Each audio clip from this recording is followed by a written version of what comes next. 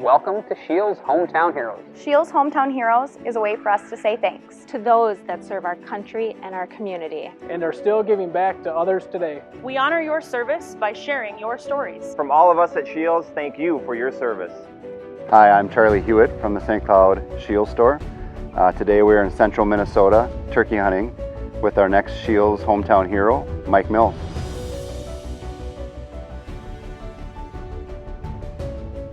So where are you from? Where would you consider your hometown to be? 1991 is when I moved to Minnesota. Rented a few places and then we bought our house 25 years ago in Freeport. They have treated us so wonderful since Mike was injured, you know, and even before, because I grew up in this area. I love my little Freeport. I love it. My dad was the influence on getting me to join the military. He did 28 years in the military and I wanted to follow his footsteps. So I joined active Army in '85, met my wife, and she said she didn't want to be military or whole, pack up and move every 3 years. So I said, what about the Guards? So then I joined the Guards after that. Mike, can you tell us or elaborate on your accident? Well, June 14th of '05, we were going from Spiker to Warrior, and we were heading back to Spiker, and I was hit by roadside IEDs. And I sustained third-degree and deep tissue burns to 31% of my body. I broke my foot, shattered my hip, and broke my left shoulder. I lost my pinky on my left hand, my thumb on the left hand, half my ring finger, half my ear. My nose at the time was gone. My shoulder is fused, so this is all I have right here. And that's why I use a shooting stick, because I can't hold up the gun. And I have 13 screws and 2 plates in the left hip that'll be there forever, along with the PTSD and the TBI. I actually seen the IED explode.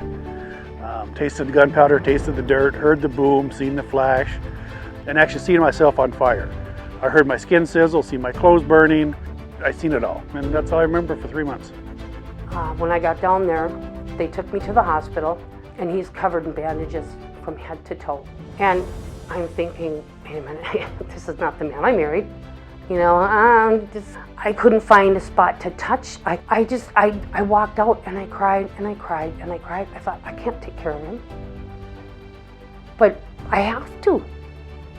I married him for better or for worse, and I can't leave him. I have to. I love him too much.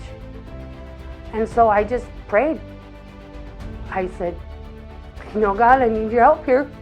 I need a lot of, because someone I love so much needs me.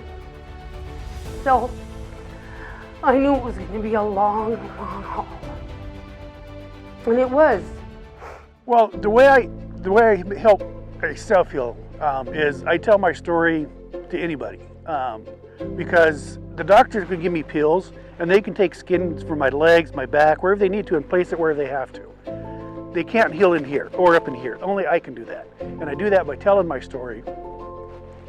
Since I've been doing that, I've had less night terrors, less night sweats, less abuse, and I don't keep it in. And through that, he, and telling his story, people were asking him to come and speak at their groups. And through that, you could tell he started to blossom. It was helping with his PTSD, and he wasn't quite so withdrawn anymore. So then we'd get hooked in with other organizations, and then it was like, then he just exploded, poof, and he was out there. Can't serve physically in the military, but my way of serving is to continue to help veterans and their families. And I know where I would be without my caregiver, being my wife and my kids. I wouldn't be here today talking to you guys. I wouldn't. I would have gave up a long time ago.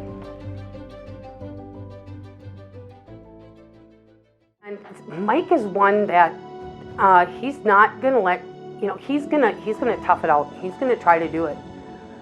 And I'm standing back there going, I don't like to see him struggle like that. Honey, let me help. No, I can do it. I can do it. Okay.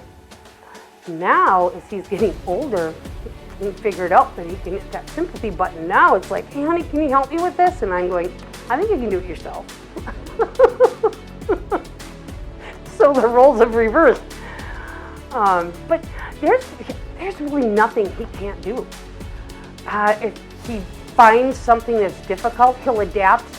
Either he'll figure out how to do it, or he'll, adapt. He'll build a piece of equipment, but it works for him. Just being in the woods itself, listening to the birds and the squirrels, the chipmunks, and seeing the animals come through. For me, it's very relaxed. As I always say, it's not always about the kill, it's about the hunt. Being in the woods, getting up at 3:30 in the morning to come out and go hunting. Whether you get something, it's a bonus. Just being out there sitting and gathering your thoughts. So I think the silver line would be still being here today and being able to help the veterans that I've helped.